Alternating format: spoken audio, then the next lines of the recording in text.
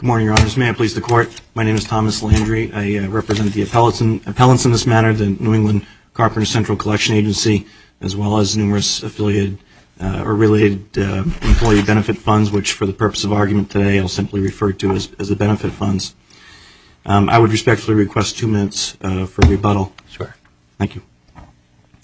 The matter comes before this Court as an appeal of a final judgment by the District Court finding that Labonte Drywall had effectively terminated its collective bargaining relationship with the union in this case, and the Court later found was therefore not entitled to submit to an audit for any period of time which was requested. The benefit funds would submit to the Court that the District Court's committed error, which I will lay out in 3 basic points, and for those reasons the judgment below should be vacated and judgment should be entered in favor of the appellants. The first point which I will address with the Court is that the District Court erred in concluding that the 3/4/2007 letter was sufficient to terminate the collective bargaining agreement. The Court itself below found, as a matter of fact, that no notice was ever provided to the union in terms of this letter. No notice of termination was ever provided to the union.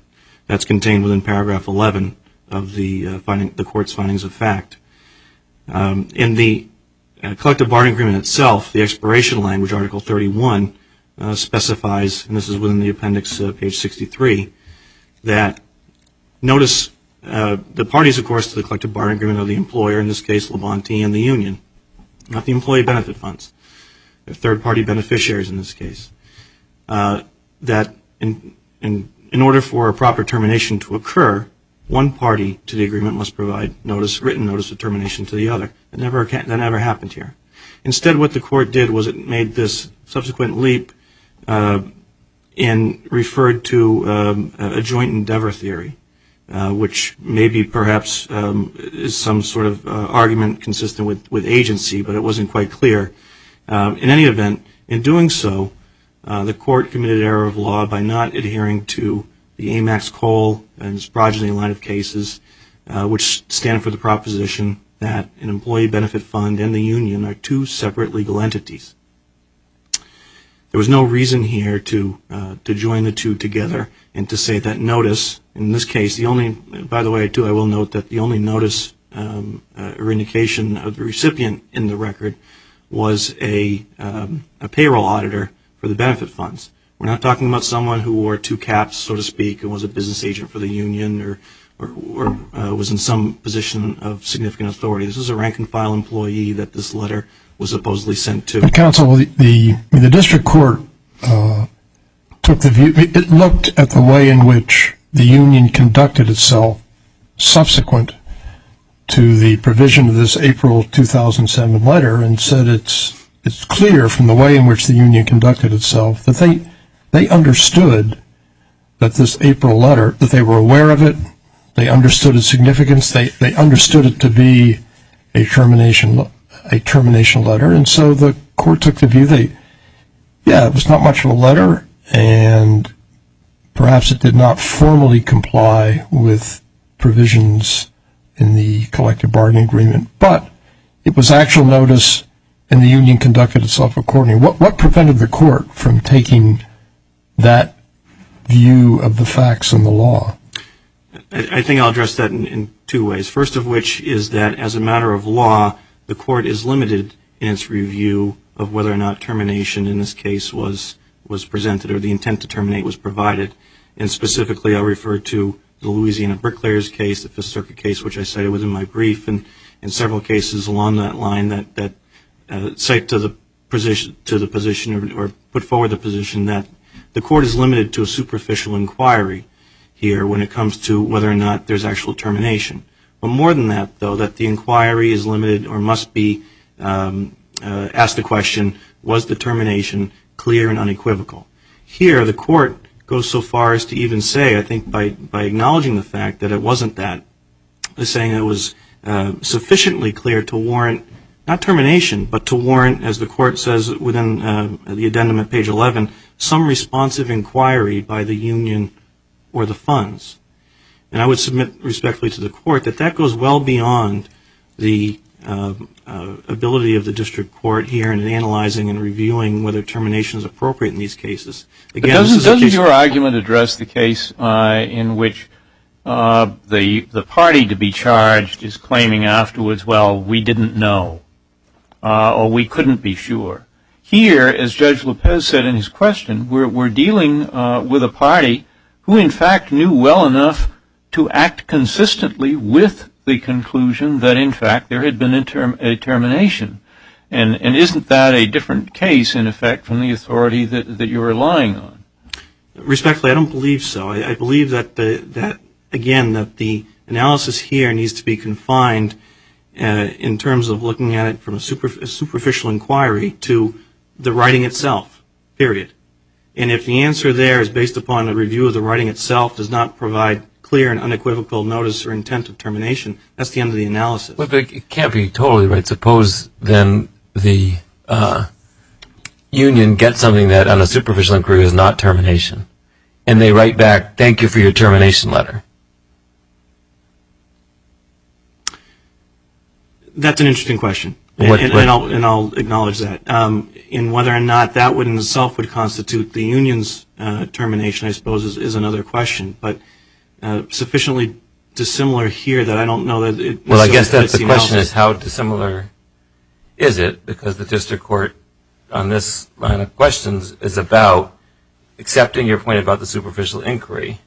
Does the evidence of actual notice and action consistent with that actual notice change the analysis in any way?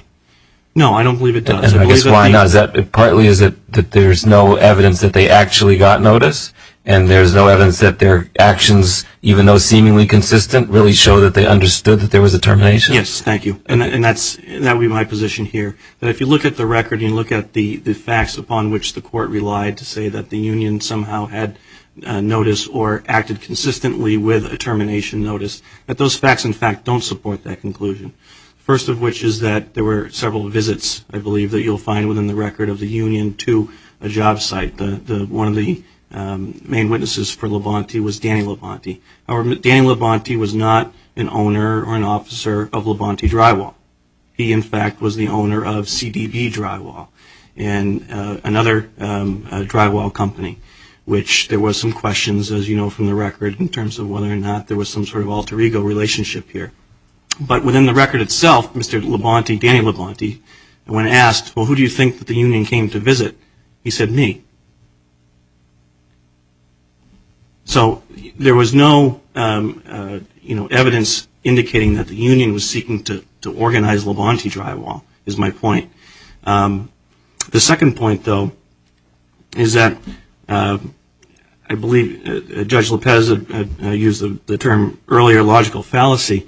There is some evidence in the record, some back and forth testimony that the benefit funds themselves would no longer send out wage and benefit information to employers which were no longer signatory. And this is something that the district court relied upon to say that this, again, was action consistent with a termination.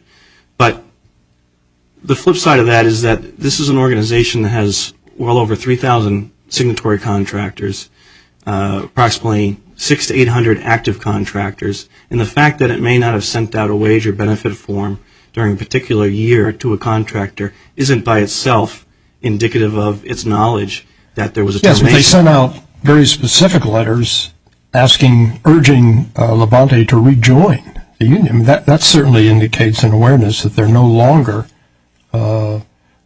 signatories to an agreement. That they're urging them to rejoin. That's the very language used in those letters, is it not? I do respect Your Honor, and I don't believe so. I'm not familiar with any letters from the union indicating that they wanted Labonte to rejoin. No, I don't believe there's any evidence in the record to that effect.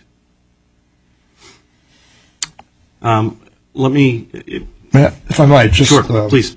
It seems to me the logic of your position is that if the expiration provision, Article 31 of the collective bargaining agreement controls, your position is that Labonte could not terminate the statewide agreement until August 31 of 2009. Is that your position? That's correct, Your Honor. Well, doesn't that sort of render meaningless or superfluous, which is, I guess, the way the other side characterizes it, the duration provision of the statewide agreement itself? It seems there's no purpose served by that provision if it means nothing more than the expiration provision, Article 31, completely controls the ability and the way in which Labonte has to terminate the statewide agreement. Right, which is consistent with the operation of contractors and unions in the construction world. In other words, it's not unusual for there to be a letter of assent, as the court is well aware, or in this case referred to as a statewide agreement, which is very brief, typically a one-page document, which then refers to language within the collective bargaining agreement itself. In this case here... So this right to terminate is really illusory then. There is no right to terminate. If the expiration provision of the collective bargaining agreement controls. Isn't that, again, the logic of your argument? No, not at all. Actually, there is a right to terminate. However, as is the law of the land, and so far as the DeClua decision and even the decision of this court recognizing DeClua and CEK Mechanical, that an employer cannot unilaterally repudiate, nor can a union, unilaterally repudiate an 8F agreement, typically seen in the construction agreement, in the construction world. And what that means is that to the extent that you provide timely notice, that would constitute a termination. However, the termination is not effective until the end of that particular collective bargaining agreement. And in this particular case here, this is point number 2 in terms of the obligation or the right of the benefit funds to audit here. Even if it was somehow determined that the April 4th, or rather April 3rd, 2007 letter that was never sent to the union constitutes termination, even if. The case law is quite clear that a benefit fund nonetheless has a continuing ability to audit an employer in this situation through the period in which it's obligated to provide contributions, which in this case, again, consistent with DeClua, consistent with CEK, runs through August 31st, 2009, the final date of the collective bargaining agreement, the expiration date. So if nothing else, the benefit funds were certainly entitled as a matter of law to an audit for that period. Can you tell me what the functional value of termination prior to expiration is if termination can't take effect until the expiration date? The functional value of the termination is that upon because each of these agreements has an evergreen clause. So to the extent that an evergreen clause, excuse me. So to the extent that a party does not terminate within the time frame, Automatically re-upped. they're automatically re-upped. I see. Going forward. So I'm sorry, I should have brought that up earlier. You can keep going on. Okay, thank you. So that is in fact the nature of the or the benefit of the termination, which the courts have recognized.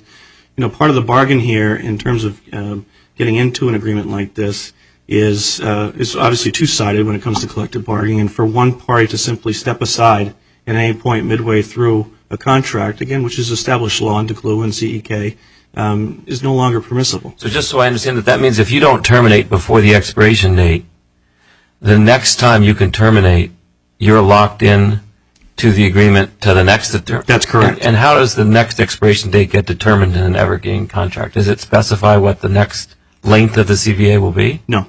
It's bargained.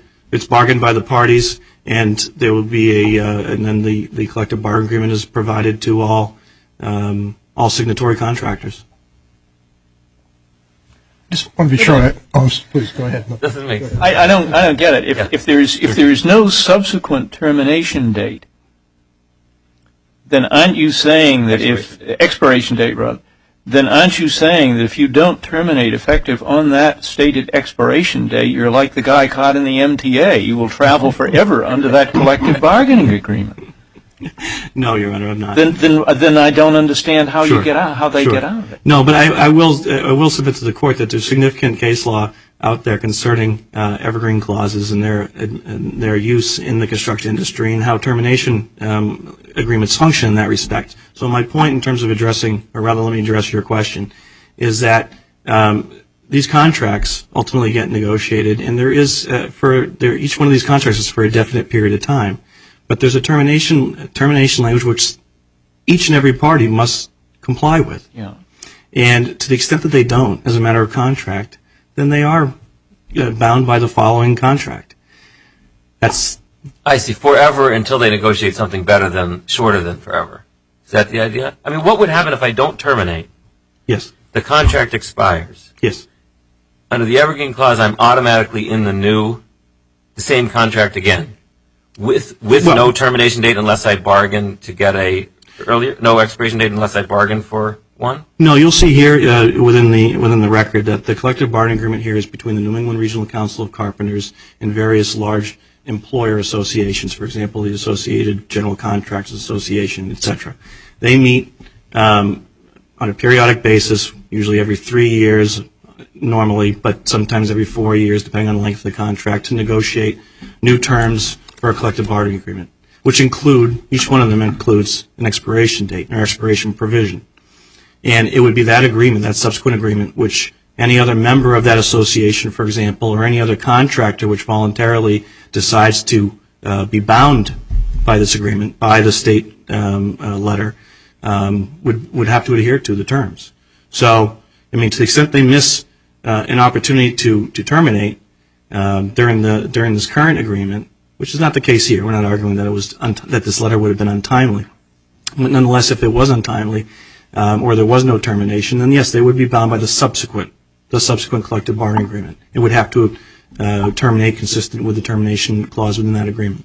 So I want to understand the scope of your audit demand here. I thought at one point you were saying that your audit demand only extends through August 31st, 2009. But in the history of this case, you were demanding audits through, I think, 2011 or 2012.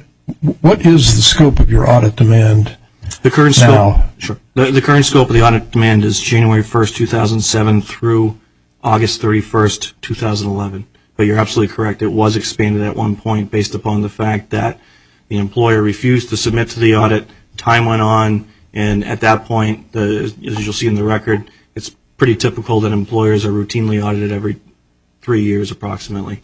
So as time went on, the random audit period, subsequent random audit period came up, and the audit period was expanded.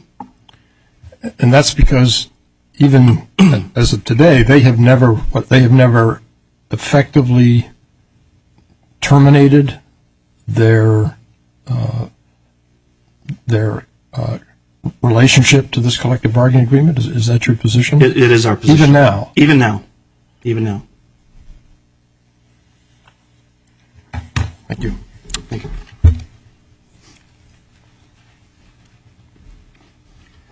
May it please the Court. Good morning, Your Honors. My name is Mark Ventola, and with me is my colleague David Hansen. Together we represent the appellee in this case, Labonte Drywall. And we're here today asking the Court to affirm Judge Stern's decision after trial in this case, where he made, in our view, came to three distinct conclusions. The first was that notice of termination of this contract had in fact been given and had in fact been received by the agency, the collection agency, the benefit funds, and the union. Second, he determined that the substance of the notice itself was sufficient to convey the intent to terminate the agreement. And then third, he reached the conclusion about when it was, in fact, that this agreement had been terminated, the issue that the Court was just inquiring about. In our view, the first determination, the one about notice, and whether it had in fact been delivered and received, was one entirely of fact. That determination was based upon the testimony and the conduct of the parties. The testimony of Mr. Labonte, Danny Labonte, about having sent this letter, signed this letter, and in fact mailed it to Mr. Donahue. the conclusion was supported by, as the court has surmised, the conduct of the parties here after that notice was sent. Now, Mr. Donahue was an employee at the fund. The record is clear about that. But the record is also clear about the testimony that the employees of the fund and the union who testified about how they would interact with each other and the frequency of their interaction. The first point was that these parties were in regular communication. In fact, the union employee who testified, Mr. Piccaro, referred to it as very regular communication about a host of issues. For example, the agency itself would notify the union if any employers were delinquent in terms of making their contributions to the fund. The agency would go further at times and notify the union if there were delinquencies that were serious, that this employer should be cut off from labor. The union would talk to the agency about changes in employer status. The union would involve the agency in its audit request. There was this letter from the union to Labonte with this long questionnaire that's in the record. Is there any evidence in the record that they were in contact about termination decisions? Testimony, no. Conduct, yes. Well, just on the test, there's no, when you say the regular contact between the two, yes, related to all kinds of things that one would expect yes, the fund and the union to be in contact about. But the issue is, since the agreement suggests that you have to give termination notice to the union, why does the fact that the union and the fund were in contact regularly about things unrelated to termination tell you that when you give notice to the fund of termination, you've notified the union? Sure, I may have misunderstood the question, but there was in fact testimony that in general there is communication between the fund, the agency, and the union about matters of termination. There was no specific testimony about communication in this case.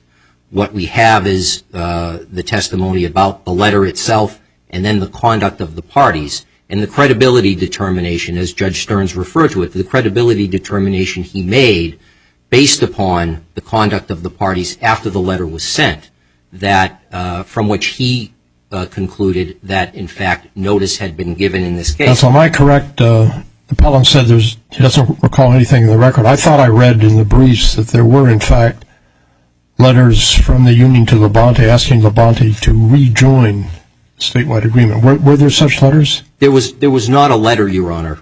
There was a visit or visits from the union to Mr. Labonte asking him to rejoin. And in particular, because counsel referred to it, the testimony, on page 409 of the joint appendix, which is page 94 of the transcript, there was a question asked of Mr. Labonte who said, were those visits, the question was, were those visits to Labonte Drywall or to another company? Because Danny Labonte is not an employee of Labonte Drywall. It's his father's company, Claremont Labonte. Mr. Danny Labonte owned a different company close by, next door, but and had the authority to act for his father, who the record will show, speaks limited English and really didn't understand a lot of things about business. So Danny Labonte was visited by the union, and he was asked in testimony, were those visits to Labonte Drywall or to another company? His answer was they were to Labonte Drywall and to CBD, which was his company. So they were to both. And that's what Mr. Labonte testified to. And I think that one point is probably of the matters involving conduct and the evidence we had about the conduct of the parties. That one was the most startling and the most important, because we have evidence that the union was visiting Labonte Drywall, asking Labonte Drywall to rejoin. And without that, without a termination, why would the union be doing that? So we have that coupled with a whole host of other conduct.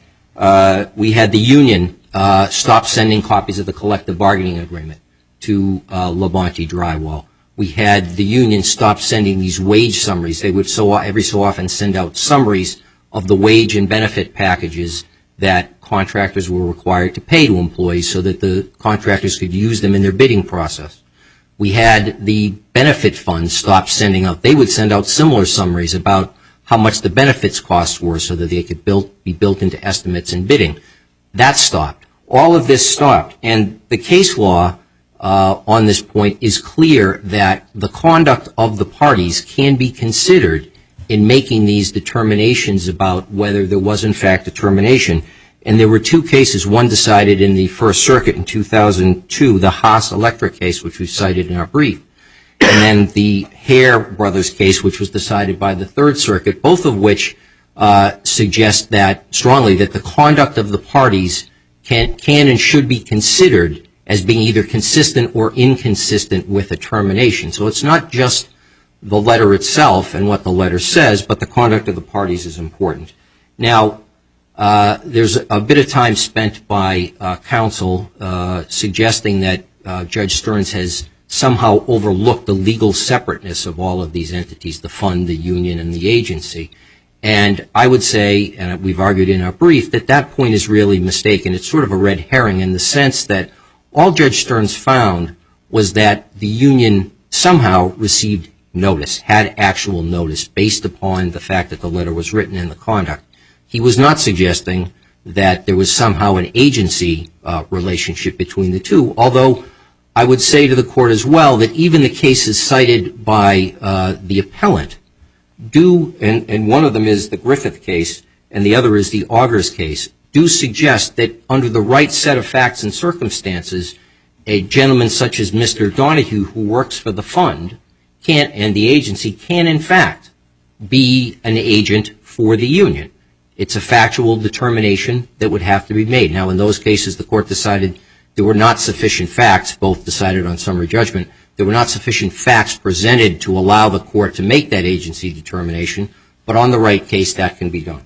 Counsel, the statewide agreement, when it talks about the right of Labonte to provide notice of termination, specifically says that it's notice of termination in accordance with the applicable notice provision of the collective bargaining agreement. You go to the collective bargaining agreement, and by its terms, it does not provide for any termination prior to August 31, 2009. So how, in light of the relationship between those two provisions, can you argue that Labonte could terminate in April of 2007? That goes to the third point, which the judge concluded, which is when, in fact, was this agreement terminated. And the reason I can say that, Your Honor, is this.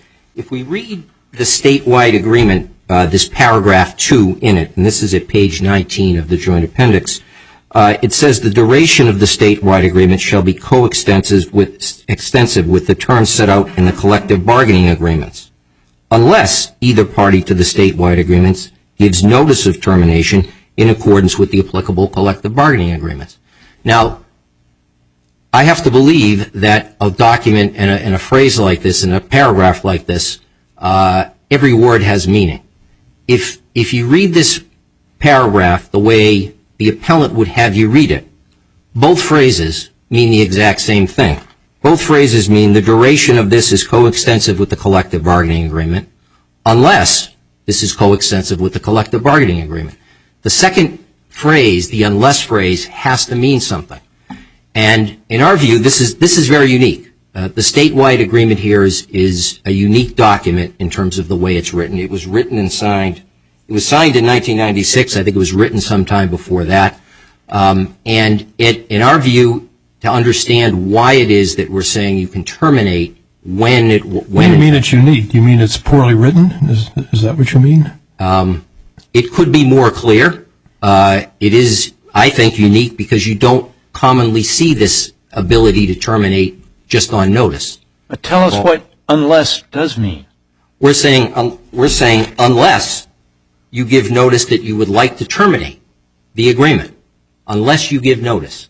You can terminate in accordance with, it will terminate in accordance with the provisions of the collective bargaining agreement, which call for a termination at the end of a specific period of time.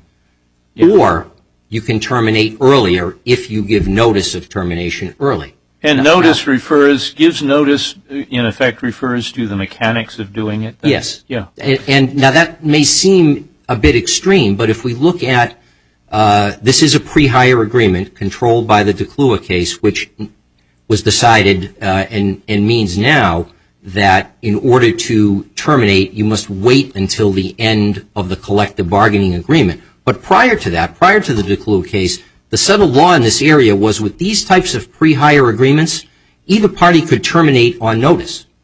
So that's not a foreign concept at all, or an extreme concept in the law of collective bargaining agreements. That was the law that existed in these pre-hire agreements prior to the DeClue decision. So it's not at all surprising, in our view, that that concept is built into a document that was drafted around that period of time. So I understand the significance of this particular argument.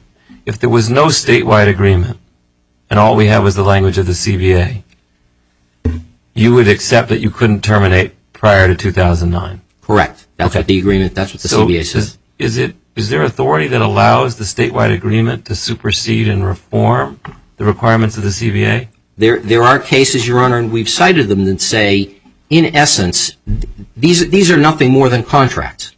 The fact that they're labor contracts doesn't make them anything special. They are, in fact, contracts. And there are cases that we've cited that say that the matter of contract law is supposed to be decided based upon state law, not based upon any special standard. Well, no, I'm asking, I can understand that the statewide agreement could mean very much how you want it to mean, right? But I guess my question is, there's still the CBA with its termination requirements. Correct. And I'm asking, is there authority that suggests that a statewide agreement can effectively revise a requirement in the CBA? Or supersede. I'm not aware of any, and that's not really a question we addressed in our brief. But if that weren't true, right, if you couldn't, through the statewide agreement, revise the CBA, right, how do we get around the fact that the CBA, as you concede, if it was just standing alone, does not permit termination prior to 2009? I guess the way I would look at it is this. That collective bargaining agreement itself is a large document that's negotiated by a multi-employer group with the labor union. And it existed before Labonte became a union member. The way that Labonte became a union company was by signing this one-page statewide agreement, which sort of sits on top of the collective bargaining agreement. I mean, they're not a signatory to the collective bargaining agreement at all, right? Correct. All that's binding them is the statewide agreement. Right. Correct. It's this one-page agreement that says you now are going to be bound by that separate collective bargaining agreement. So your argument is that the statewide agreement is somehow establishing a distinct termination date from the CBA than the CBA itself sets? Correct. That's correct. And I would say that... Or at least a distinct determination mechanism. Yes. Yeah. And because this statewide agreement is specific to Labonte, whereas the collective bargaining agreement applies broadly to many employers, and this is the document, the statewide agreement is the one that's specific to Labonte. It's the one that should control when it is more specific, and in this case with respect to termination. I see that my time is just about up, so in the absence of any further questions, I'd ask the Court to simply affirm Judge Stern's decision in behalf of Labonte. Thank you.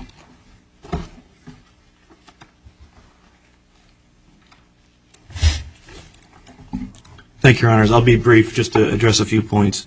But as I take away from my brother's comments, that he in effect seeks to or requests that this Court overturn the law of DeClue and of CEK.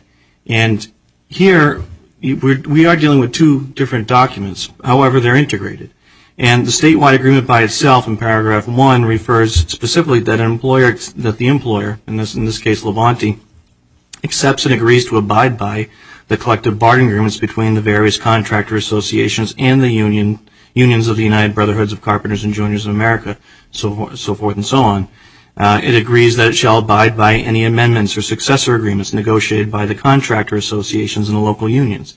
If those contracts expire and a successor agreement has not been negotiated, the terms of the previous agreement shall continue in effect until a successor agreement is reached.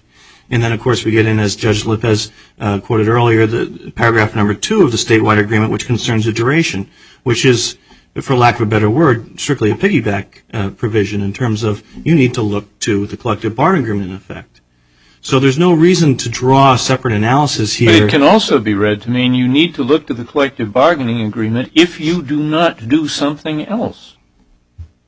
If you do not do something else. Well, because there's an implication in the sentence in 2 that there can be a termination date different from that of the collective bargaining agreement. Well, Counsel, if I could just add to Justice Souter's question, if you don't take the view that Justice Souter's question suggests, what is the meaning? What purpose does that paragraph 2 serve? It serves to emphasize that termination, which of course is a significant issue in any context like this, whenever you have an 8F agreement, is referred to within the larger collective bargaining agreement. It speaks specifically to the fact that to the extent that unless either party to the statewide agreement gives notice of termination, this agreement in accordance with the applicable notice provisions of the collective bargaining agreement referred to in paragraph 1. It refers specifically to, in this case here, will be Article 31 of the collective bargaining agreement. So, I mean, it does, but you're saying that all this extra verbiage simply boils down to saying the termination date is the termination date in accordance or under the collective bargaining agreement. That's correct. That's correct. They certainly found a funny way of putting it. Well, you disagree, I know. But nonetheless, under the prevailing case law, DeClue and CDK, I would submit to the court respectfully that if nothing else, even if the April 3rd, 2007 letter, which was never provided to the union directly, was somehow found to constitute sufficient notice, that again, the obligations of Labonte extend through that collective bargaining agreement through August 31st, 2009, and the right to audit extends to that period as well. To find otherwise would take away the right of a benefit fund, or the benefit funds in this case, to conduct closeout audits in the case of an employer that does ultimately decide to terminate, which does happen in this industry. They do sometimes terminate, walk away from collective bargaining agreements, but to the extent that they have continuing obligations under the collective bargaining agreement, the benefit funds have to have that ability to review whether or not those obligations have been met. Thank you. I didn't address my final issue in my brief, but I understand in terms of the latches argument, but I assume if the court has any questions, you'll ask. Thank you. All right.